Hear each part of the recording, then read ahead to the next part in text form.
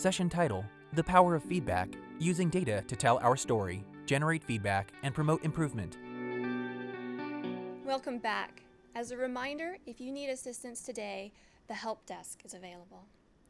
Thank you for joining our session titled The Power of Feedback, Using Data to Tell Our Story, Generate Feedback, and Promote Improvement. My name is Vanessa Ambergy, and I am the data lead for the Capacity Building Center for States. I've worked in child welfare and information systems for over 10 years in both state and national forums, and I'll be facilitating the conversation today. With me I have Elisa Lee, who is currently the Indian Child Welfare Administrator for Utah's Division of Child and Family Services, and also serves as the Native American Liaison for the Utah Department of Human Services. And Michaela Guthrie, who is the Program Executive for Crossroads Foster Care and Adoption Program with Christian City Incorporated in Atlanta, Georgia, a program she developed and launched. As a former foster youth and licensed professional social worker, Michaela has been involved in various child welfare panels and trainings. Michael Tanana is currently a research assistant professor at the University of Utah and Chief Technology Officer for Listen.io. Dr. Tanana's research focuses on statistical analysis for psychology and public health, applied machine learning for the behavioral sciences, and cloud-based software engineering.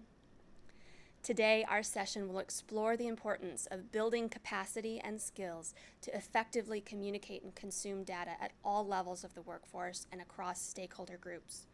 Participants will see examples of data visualizations used to communicate data, hear recommendations for incorporating data visualizations as part of feedback loops, and as a mechanism for supporting improvement.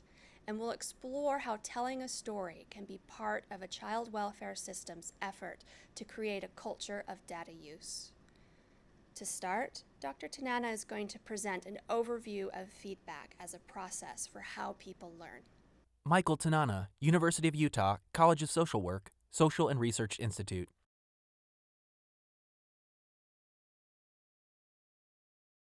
Thanks everyone for being here.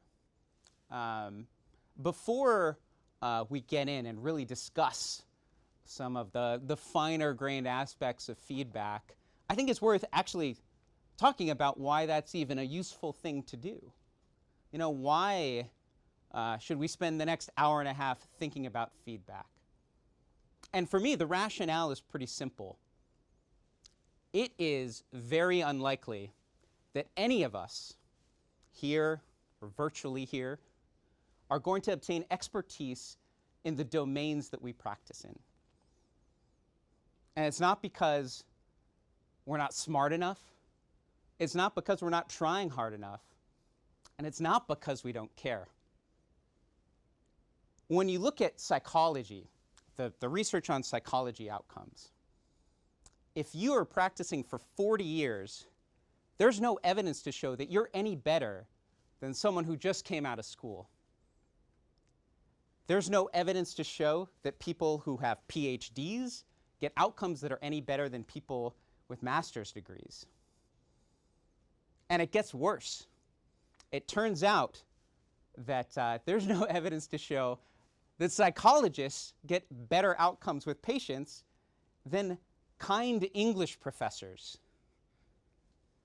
And so there's sort of a crisis in our field that we really need to solve. Now, there are domains in which people do obtain expertise. When you look at airline pilots, when you look at surgeons, there's actually lots of evidence showing that the longer you do those things, the better that you get at them. So I used to work with neurosurgeons. I was a statistician. I would analyze their data. And I was working with this one neurosurgeon, and he was testing cutting tools on the brain, right? So he got all these pig brains, and he would test out these different cutting tools on them. And he gave me a spreadsheet with all the data, cutting tool, how much damage they cause. And I was like, oh, this is great. This is going to be a good paper. But just a question, how do you know how much damage these tools cause? And he said, well, we look at the damage that the tools cause, you know? And that's such a foreign thing to us in the human services, that you can just look and see if you've done things right, if you've done a good job. And so, when it comes to doctors, they're not better decision makers, they're not smarter, they're not better than any of us. But there are certain parts of their job, like surgery, where they're getting this immediate feedback in everything they do. And as a result, the longer they do it, the better that they get. And so when I say expertise, I don't mean sort of an accumulated knowledge about a domain. I define expertise the way Daniel Kahneman defines expertise, which is the ability to learn based on quality information. And so when we're talking about feedback, that's what we mean. Feedback in order to develop that kind of expertise. Not expertise that's just to be able to discuss a domain, but it's the expertise where you can learn based on your experience in that domain. And so before we spend the next hour talking about feedback, I think it's useful to define it pretty carefully. Feedback in the learning sciences is defined very well and studied very thoroughly. Feedback isn't just sort of that soft feedback of, make sure you speak louder next time you're on stage. Feedback, the most important kind of feedback, is what we call criterion information. You can think of it like outcomes, right? It's basically, does what you do get you to the goal that you're interested in? So there's 4 kinds of feedback that learning scientists define. 3 of them are effective and 1 is not. The most important kind is what I was just talking about. Feedback based on criterion information. If you were doing a math problem, this would be like someone saying, you got the answer right. Not saying anything about the process, right? But just, yeah, that was correct. You got the problem right. If you're a mental health practitioner, this would be something like, your patient got better. If you were in child welfare, this would be something like, yeah, your client obtained permanency. And so it's just that very coarse level of information. And we have research showing that even this very coarse information that doesn't say why it happened actually improves outcomes. So just telling people outcomes improves outcomes, That humans, when we're given that reliable information, we learn, we get better. The second kind of feedback is feedback on the processing of the task. And so this is sort of the, when you're working through a math problem, it's like a strategy for how you get to that correct answer. That feedback is effective. The third kind of feedback, and this is kind of surprising, is based on motivation.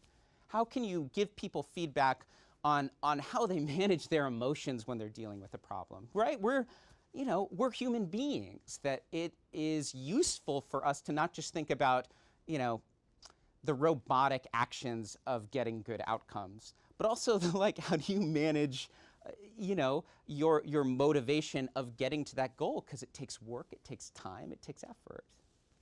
Now, the fourth kind of feedback has been shown consistently to be ineffective, and that's feedback where you're talking about someone else as a person. You're good at that, you're bad at that. That kind of feedback is not effective, and it doesn't change outcomes. And I think we go to this naturally as people, right? It's very easy to talk about somebody else as a person. And so when we say feedback, those are the key things. The most important one, the one that has the biggest impact, is that criterion information. Now, when I began this talk, I started off with sort of a depressing thought, right? That we're not going to obtain expertise. Now, I want to caveat that. It's unlikely that we'll obtain expertise if nothing changes. But what's really exciting is that we could be at the cusp, the beginning of a golden age for our field. That there are tools and processes available that just would have been impossible 30 years ago. And if we can leverage these tools, we can fundamentally change our field. We could change our field from one where we're not really getting better at it as we go along, to one where, yeah, fundamentally someone starts in the field, and by the time they've been practicing for 20 years, they're really good at it, that they're getting better outcomes than people when they start their careers.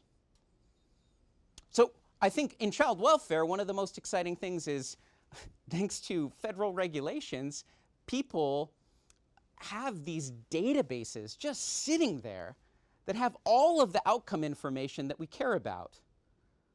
So in child welfare, states are required generally to collect certain informations on the kids that are in their care, on what happens to the kids after they leave their care.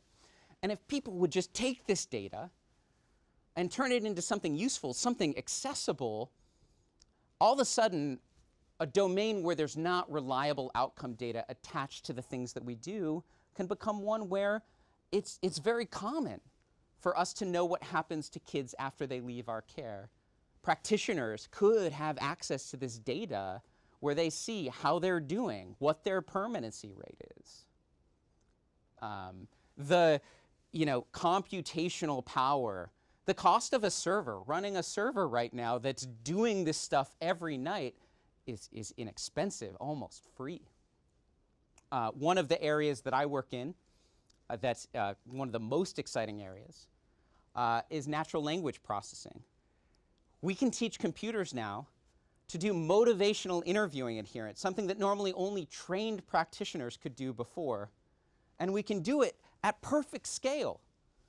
You don't have to have an expert in the room to give you feedback. We now can give people feedback in a way that scales beyond the number of experts that we have. And so all of that to say, something needs to change, or we're going to be left in a domain where we're just not getting better over time. But there are tools available to us now where we could fundamentally change the game.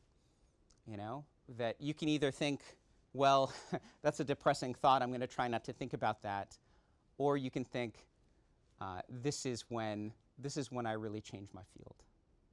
Vanessa Ambergy, Data Lead, Capacity Building Center for States. Next, we're going to explore aspects of incorporating feedback into both child welfare agencies and with stakeholders, and the importance of making an active choice in seeking and utilizing feedback in day-to-day work. To start, let's examine why it's a good idea to look for feedback and explore problems before the problem gets too big. Michaela Guthrie, Young Adult Consultant, Capacity Building Center for States. Yeah, I'll start with Vanessa. When I think about that, I think about staff and how, setting a culture of empowerment with staff and having them come to you with issues and, being transparent about how they're feeling with their caseload and just their day-to-day work. And a perfect example, I think, of that is with car maintenance. If you're regularly maintaining your oil, for example, it's a cheap fit. It's $40 to $70. However, if you're not maintaining that regularly, then you run into a big issue and your car might not start, and it's about $3,000 fix or whatever. You have to buy a new car. And so thinking about before an issue gets too big, if you're having those conversations with your staff about how they're feeling, then they're not having sick days as regularly, or they're not having poor work performance, or they're not turning over. And so I think that's a great example of thinking about a problem before it gets too big, and also model sensitivity to your staff about how to have those tough conversations with their clients and builds on that. So yeah, that's what I would say. Elisa Lee, Utah Division of Child and Family Services. I also think that feedback is a major component in working with tribes, because often we have workers in our state system that haven't worked with tribes before. They don't understand the tribal governments and how tribes are sovereign. And so it's really important that you work with those tribal communities and assess how they think we're doing our job, and if that job is something that they feel like we've developed a strong relationship with them. In Utah, we have 8 federally recognized tribes. So we work really hard to go out to those communities and assess our work with them. And often tribes tell us, come out to our communities. we don't always want to go to Salt Lake and tell you how we're doing. Come out and see us. And so we really make an investment in that feedback process and going to those communities and talking to them directly and developing those relationships of trust. It's an old saying that what gets measured gets managed, and there's some truth in that when you're looking for feedback within child welfare about exploring discrepancies within special populations and really paying attention to the outcomes of the individuals who make up those populations. And I think that's something that we've seen in Utah, and looking at discrepancies among populations in the child welfare population. Right, absolutely. And the important part about feedback is making sure that you're reaching out to those populations on an ongoing basis. Not that you're responding to some crisis and it's a one and done type of issue, but that you really work with those communities continuously. Mm-hmm. And I think that, you know, obviously with tribes there is historical mistrust. And so they want to know, if you're coming out to their community, what are you giving back to that community? Are you coming just to get the information and go back to the state and report to the governor and then you're done? Or is this a commitment that's institutionalized within your agency? And that's what we've really tried to do in Utah. It's not just the Division of Child and Family Services that's working with the tribes. We also engage our court improvement program. We engage our Attorney General's office, our guardian ad litems, our parental defense.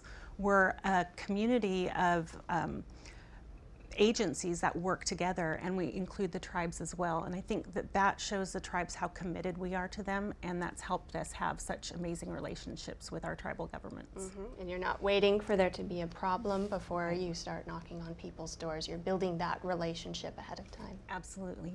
Yep. Mm-hmm.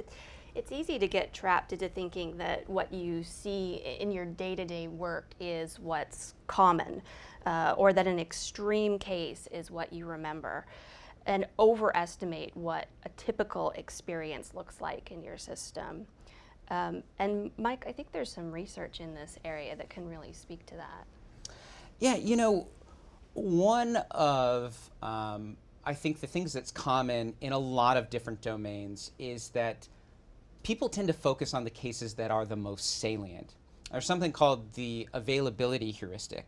So the idea is that as humans, when we try and think broadly about what's common, what's uncommon, that we tend to focus on the things that come to our mind first. So when you talk to mental health providers and you say, you know, in a public mental health system, what kind of case are you most likely to see? They'll say, well, it's someone who's schizophrenic, has bipolar disorder, maybe has housing problems, and they're here every month and they're going to be here for the next 5 years. We probably know their name. When you look at the data, it turns out the most common person they see is someone who has a job, someone who has minor depression, and they might be there for 1 or 2 appointments and then they leave and never come back. In the child welfare population, there's a similar thing that happens where you know, when you're talking to administrators, you know, and you ask them what kind of cases are they most concerned with, and they'll say, well, the cases that cause the most problems are these high mental health kids. They might go through 20 or 30 placements. They cost an inordinate amount of money, but those might be, you know, 100 cases in the whole system. And the most common case in the system is someone who's in foster care for less than 6 months. Probably ends up in a permanent placement, probably has a parent with substance abuse problems or was charged with neglect. And so these biases have a real impact on the system, because if you focus on those salient cases are the hardest ones to impact. And they impact a small number of kids. And so one of the things I think we need to do as a system is to use data to help take us away from our own human biases and think broadly about a system so that we can have the largest impact on the largest number of kids. Yeah. And Michaela, you have an example of the power in maintaining curiosity within individuals and not assuming that you know what's going on in somebody's life. Yeah, for sure. I think that what you said is so important. that, you know, we do assume. And I think we should not assume, and we should always think that our clients have the best intentions, and meeting clients where they are. And it's so important to just ask the question rather than assume. And so I have a good example, like you said, of that, where we had a child who was being late to school on the regular, like every single day, and child was missing class and, you know, missing important assignments, and mom was about to be charged with truancy. And so it's really easy in that situation thinking that, you know, mom's just not doing what she's supposed to do, child is unruly, whatever the case is. Or when we finally got down to it and asked the mom, why is the child late to school every day? It was as simple as mom didn't have an alarm clock. And so such an easy fix, $3 to $5 fix, because someone finally asked the question. So I think, you know, just meeting the client where they are is huge. Mm-hmm. Absolutely. And I love that example of the alarm clock and capacity, because often I'm run into that same issue with tribal governments. When the Indian Child Welfare Act was passed in 1978, it was in response to a crisis. There were 25 to 35% of Native kids who were removed from their homes. And when they were removed, 85 to 90% were placed in non-Indian placements. And many of these kids never got back to their tribal communities. And so sometimes it's hard for many of us who work in state government to understand the capacity of tribes and what resources they may or may not have. I myself come from a very small tribal community in California, and we simply do not have a child welfare department. We don't even have a child welfare staff member, you know, so often it comes on the elected officials who do not have child welfare experience oftentimes. So you really have to look at the capacity of who you're working with and understand and try to meet that tribe where they're at. And one of the things that I loved about your example of using data also directly applies to tribes as well, because when the Indian Child Welfare Act was passed, there was a protection in there that allowed for cases to be transferred to a tribal government. And sometimes that's scary for us that work in state governments to think about transferring your child welfare case to a tribal government, because maybe you're not familiar with their capacity. And I love that data has helped us change that perception, change that bias sometimes that is present. And one of the things that we always promote is just the great work that the Ute Indian tribe has done in Utah. They in particular have been able to place 85% of their kids in kinship placements, which consistently outpaces our state kinship rate. So educating our judges, educating our child welfare staff and our partners about what a great job the tribe is doing has really changed some of those perceptions and stereotypes that all of us have. So I love both of your examples, and I think they're directly applicable to the work that I do with tribal governments. So I'd like to take a moment to examine the role of data visualizations in the feedback process. So early in my career, I worked with the Division of Child Family Services in Utah, and Mike and I worked with a team of child welfare experts and evaluation teams to develop a data visualization tool that used administrative data to provide feedback to service providers. This tool gave each provider access to a system that displayed characteristics like whether they aggregated the children together into dashboard-like displays, including information about what brought the children into care, what happened after the child left the provider's services.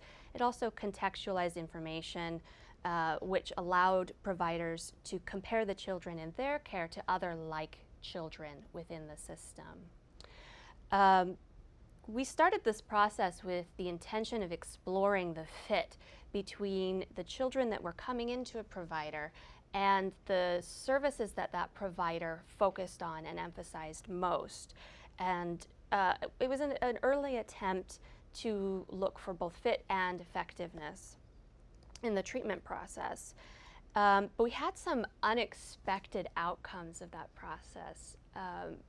One of those was bringing attention to permanency as a goal. So Mike, can you take a minute and talk about how that worked?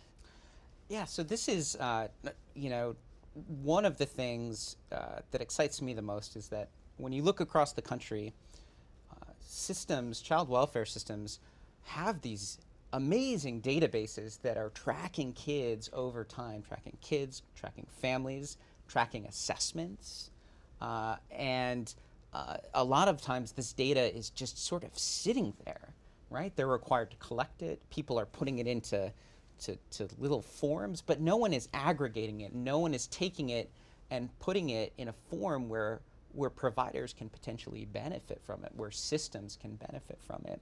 And so this was a really exciting project that was a partnership between the Social Research Institute and the Department of Child and Family Services in Utah. And you know, the goal of it was to basically take this data, this outcome data, and make it accessible to providers. So providers could log in and they could see what happened to their kids. They could see where their kids were coming from, what were their referral reasons. They could see what the permanency rates were 3 years out. And administrators in the system could actually look at all of their programs and see which ones were getting better outcomes and which ones were getting worse outcomes. And one of the interesting things about this system is that not only did it communicate outcomes to providers, but it also communicated the values of the system. That showing someone outcomes of permanency, it's communicating to these providers that in their mind were mental health providers. And yes, you know, all of those kids needed some form of behavioral or mental health treatment. But the goal of the system was to break down the barriers to permanency, to get these kids to permanent placements.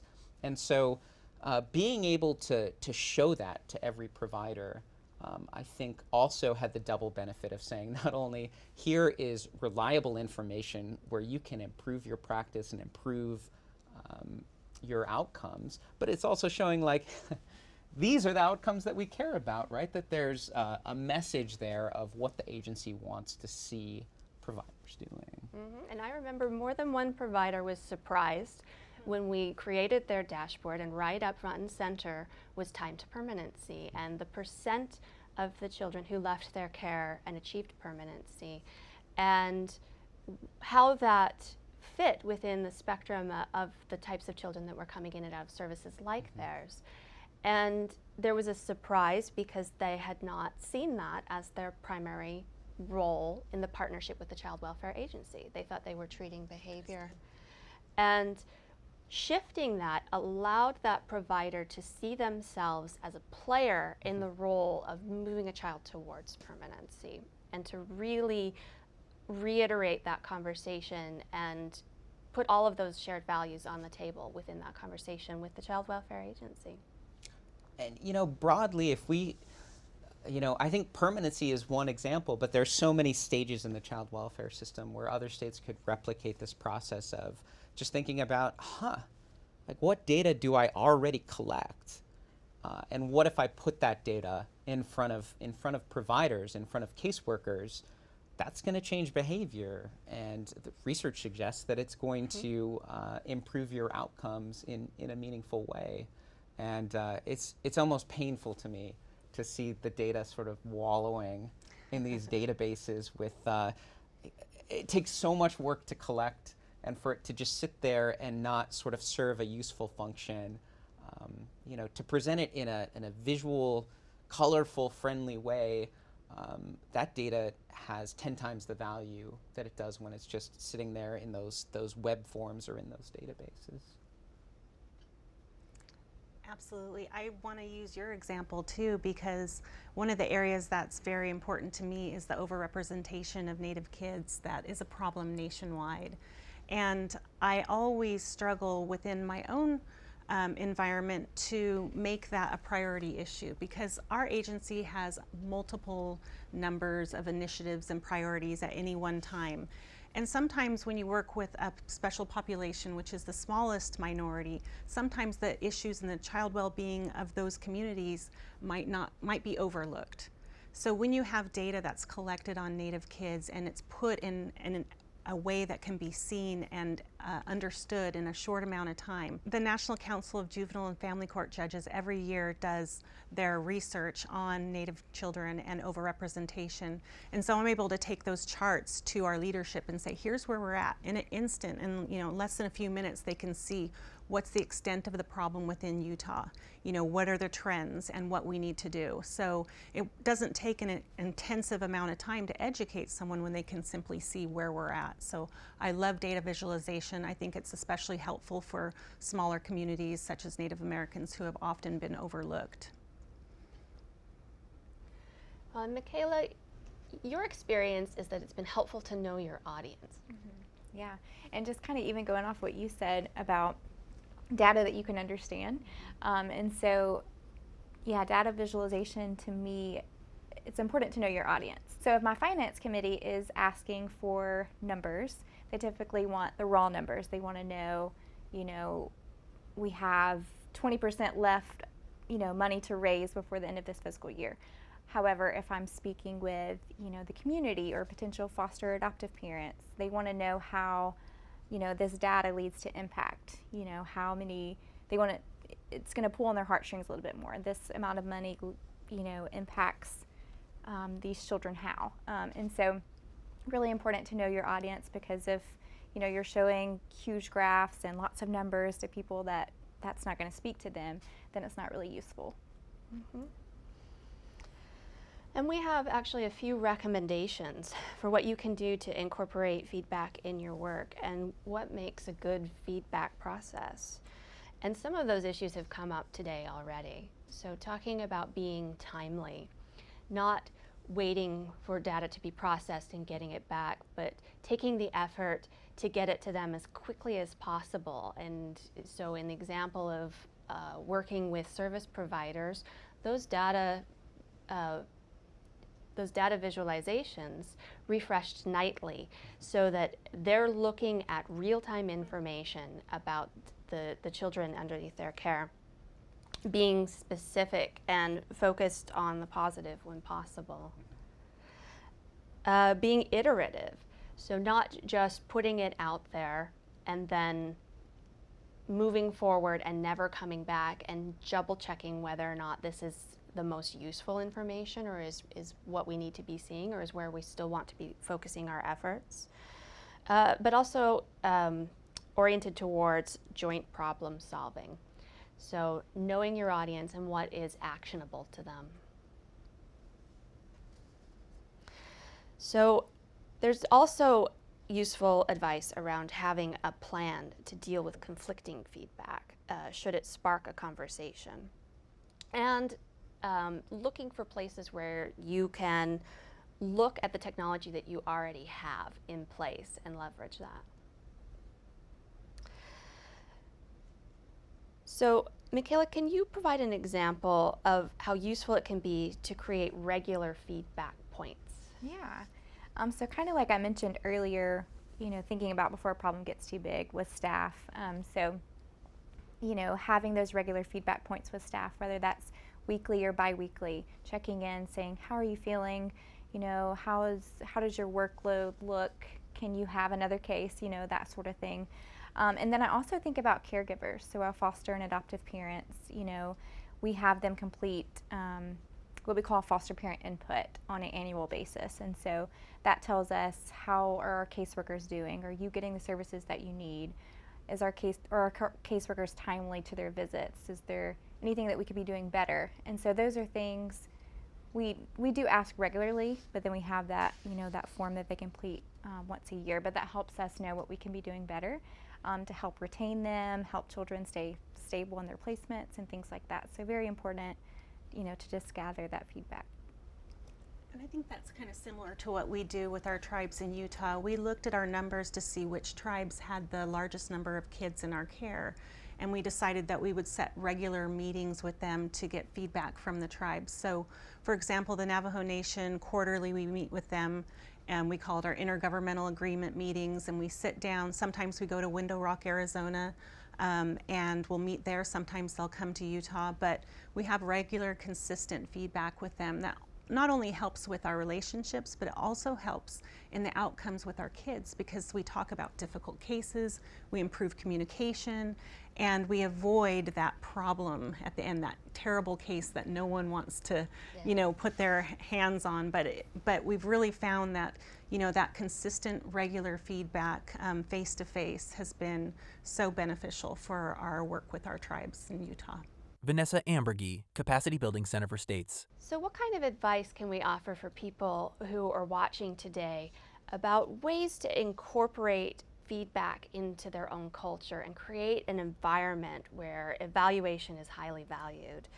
How can we help people who want to use data and information in their everyday practice to really incentivize that? Michael responds. That's a great question. I mean, I think the first thing that I would recommend to people is to think about what's the outcome you want. Right. You know, is it safety? Is it permanency? That thinking about that ultimate outcome that you want, and then thinking about how do you measure it? Is it collected somewhere already? And the next step is the hard one, and I think it's something that a lot of different behavioral science disciplines aren't good at, but then you have to get good at working with people who are outside of your discipline. You know, you have to learn how to work with IT people, computer science people. And the thing that you hear from those domains, when I work with computer scientists, this is a thing that you hear from students all the time is, you know, I want to do a project that helps the public good. And you say, well, that's great. You know, what do you want to do? And they go, I don't know.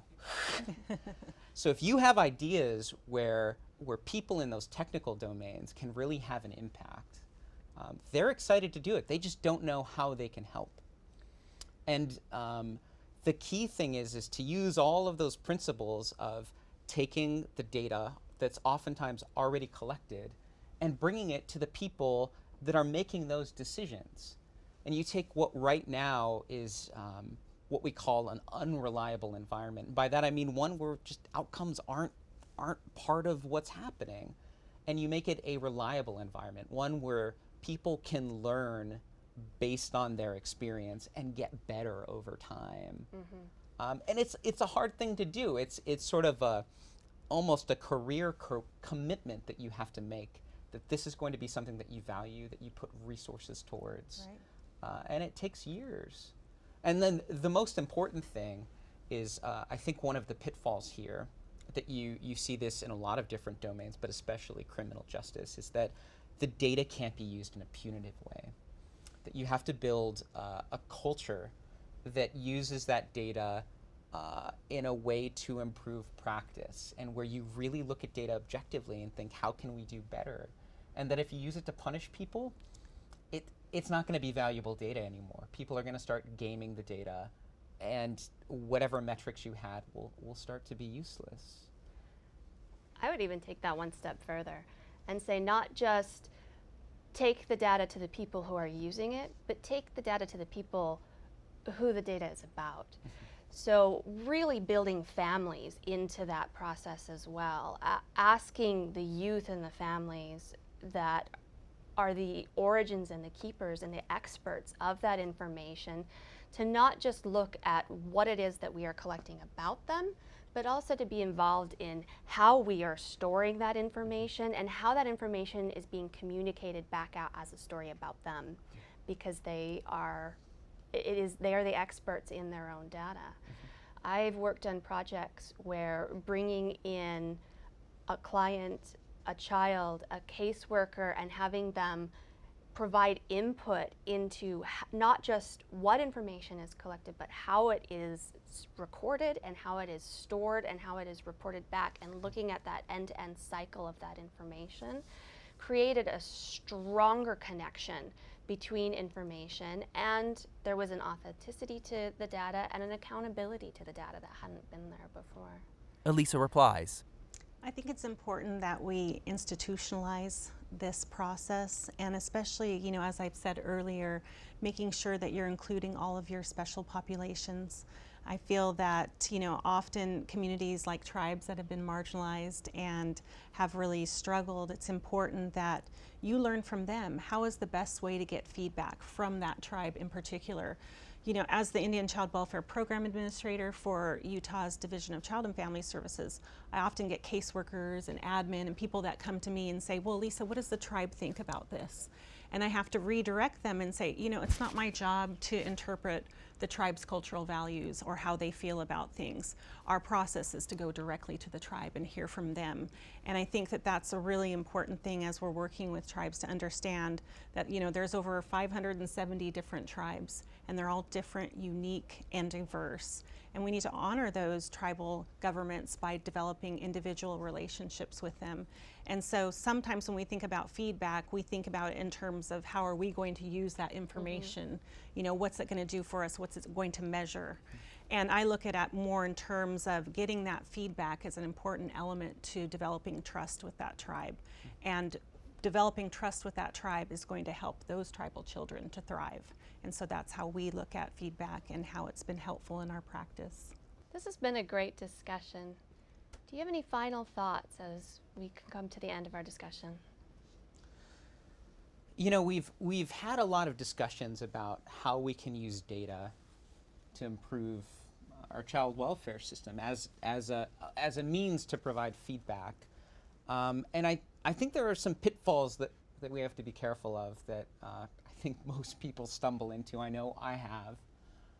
When you are working with data and you want to use data as a method to provide feedback, I think those of us who work in data, you've got some figure, it's got labels on it, and you show it to people and you're kind of thinking like, don't you see? Right? Like you're thinking this figure speaks for itself. And you learn really quickly that almost nothing speaks for itself.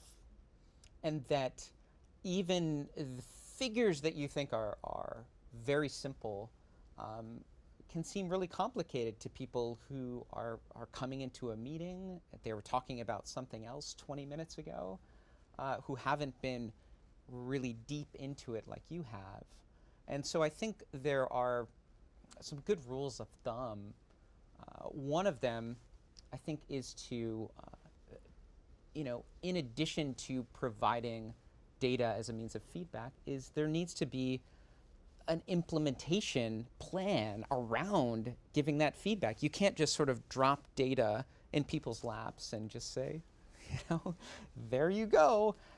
There has to be a plan for helping people interpret it, for helping people understand it. It's the same thing we tell our kids, you need to use your words. That if you can't, when you put up a figure, tell a story around it, that the people in the room are going to be lost. And, there has to be some kind of match between the data that you're presenting and the people who are looking at it. When you're talking about frontline providers, there has to be a lot of support. We used to have someone whose job it was to call people on the phone and do screen shares and walk them through different aspects of that dashboard that we showed, because we didn't assume that people were going to just understand what it meant. The sort of level of the data has to be appropriate for the audience. I remember working with public mental health providers and creating the same kind of feedback system for them. And I thought a line chart where it was showing the change in something over time would be pretty simple, pretty straightforward. And it turned out what worked best for them was just a single bar chart with a line indicating what good performance was. It's basically the most basic figure that you could provide.